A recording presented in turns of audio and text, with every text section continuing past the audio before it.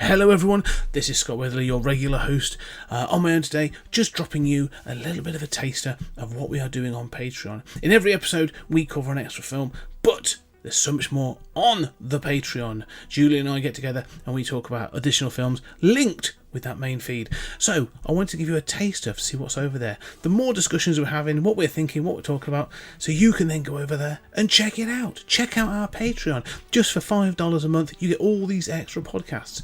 Not just this, but trekking through the Twilight Zone as well as me giving my 30-minute thoughts on a regular basis, and promotional material regarding both what's coming up on the podcast and other things that we are doing. So please go check out the Patreon. Links are down below. It's at patreon.com/20cg media. That's 20th Century Geek Media. And check this episode out. Enjoy, and I'll see you on the Patreon. Yeah. How does that happen? And then explodes. And then explodes. Why? I mean, if they're extracting, from the beam, this makes no sense. I mean, it makes for a dramatic scene, but it makes no sense. I mean, that's sort of mind-bogglingly stupid. And never addressed. I should highlight, that scene happens, and no one, Quatermass or anybody, ever mentions it again, not only in the film or in the TV show. It just sort of happens, and everyone goes, "Oh, that was just weird," and then moves on. Guess we won't be examining her, right? That's basically the point, all right? I mean, so what is the white kind of like salt-like stuff that's left after, the beam hits? What is that made of?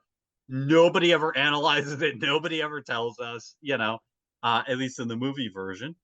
And then what we're left to believe is that aliens have 5,000 years ago visited Earth. So it's another sort of like Quatermass in the pit, like there's alien connections to Earth that we didn't know, right? Except incommensurate with what we learned in Quatermass in the pit. So 5,000 years ago, aliens visited Earth, and they put in the Earth these receptors underneath the ground. And in some cases, monuments like Stonehenge were built around them. In other cases, that's been forgotten. We don't know totally why humans did that. Maybe to commemorate the dead or the people who were zapped away. At one point they're like, "Oh, it's a warning. These are bad places." And this is kind of connected to like the hippies, the planet people's idea of ley lines. It's not called that, although they say ley. Which is what they're doing. They're following straight ley lines. They are. Yeah. That's exactly what they're supposed to be doing. Ley lines don't really exist, right? Yeah. I mean, but at least this is like some justification for that supernatural belief, right? So, okay, that's kind of cool, right? Except the aliens' real plan in visiting Earth and depositing these receptors around the world is so that they can zap humans and harvest young humans' protein. Well, no, we don't know that. That's the thing. That's the speculation. So in both the film and the TV show, you have like Bernard, so you have Quatermass and his Russian sort of counterpart, Gurov. They have this conversation where they're going like, "Well, I think it's harvesting," and even they're like, "Well, we're not sure. We don't know what this is actually doing. Like, is it because Quatermass has this great moment where he's like, maybe a flavor for some like luxurious space people. Like, we don't know what this is actually doing. Like, we have no idea. So it never actually tells us like what this actually is for, or what it is, why now." Yeah, I mean, and you and I are both comfortable with that kind of ambiguity. Oh, but I this prefer feels a it. little too ambiguous to me. Yeah. I mean, we're also said like they speculate that this beam is coming from 1,000 light years away, right? So aliens 1,000 light years away visited Earth, deposit these receptors, and this is the simplest way to get a seasoning. I mean, Don't know. what in the It world needs is to that have. it's so ambiguous. Like, I can't imagine a solution to this that makes sense. And I agree. This is something you need, is it? You need to at least have, you need to have an answer that kind of makes sense, or at least alternatives. You need to be able to say, well, it does this and this. And one of the things that you highlight, which really bothers me in this, because this isn't like old. This is late 70s. This was made. Like, this was made in 79. There are 20-year-olds listening to this podcast going like, the Yeah, year 2000 is old. yeah. Okay, what All right, technologically, let me put it this way: scientifically, technologically, like this is still 1979.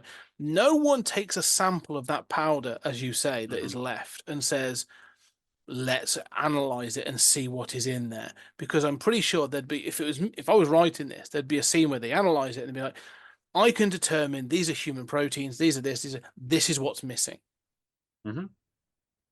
Mm-hmm. And then you go, "Okay, cool, that makes sense." That, this is a heat beam, it does this, or it's doing something, it's extracting water, it's extracting, I don't know, some kind of essence of us. It needs to have that speculation, and you're right, it doesn't. Well, part of my problem with this is like it's like the problem with the Matrix, right? Like if you want to make batteries, there are way more efficient ways of doing it than using human Yeah. beings, right? Like, if what you want is organic protein, why do you want young people and why do you want people?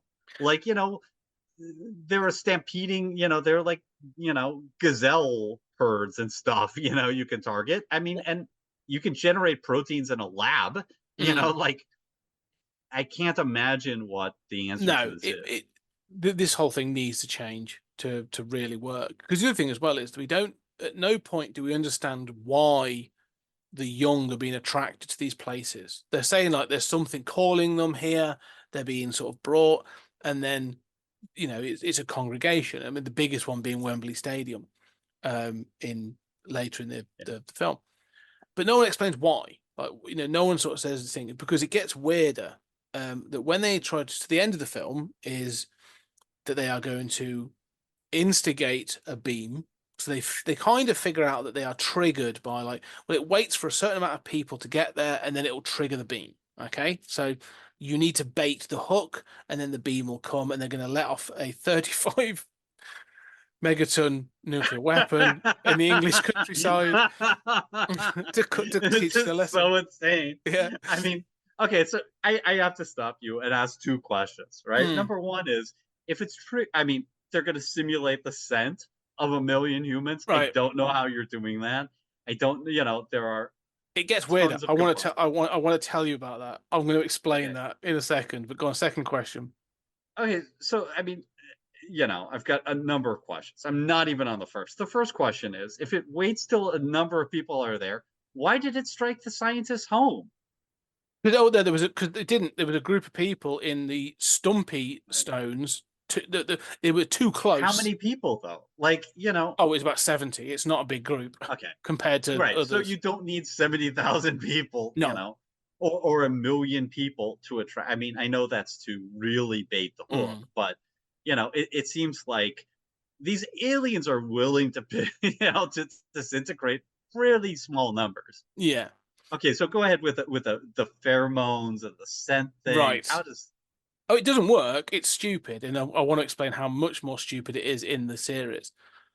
So one of the reasons that Quatermass gets kidnapped, taken by the old people and stuff, and spends time with them, is you get to see how the gangs work, and you learn much more about the gang, the Blue Brigade and the Red Brigade, and all these the gangs. reds and the blues? Yeah, When literally. you're a red. Oh. Yeah, like it's all kinds of Crips and Bloods. But one of the things he meets a scientist there, and they say, "Oh, we've got a scientist, Mr. Crimshaw or whatever it's called." And so they talk, but you find out that he worked for a soap company creating the scents of cleaning products. And so Quatermass is like, "Oh, well, you're of no real use to me," and so leaves. And then they come back later and they're like, "We need someone who can harvest the smell." So they're like, "But they need to be old." And they're like, "Aha, I have this old scientist person living in the back of a car in the junkyard. We'll go get him." And you see him very briefly in the film. He's smelling a vial of something during the end montage. But yeah, he's like a key character, like for a whole part where he's explaining about how they could do, we need to have the scent, and you can combine this, and you can make these artificial smells, and da da da da da.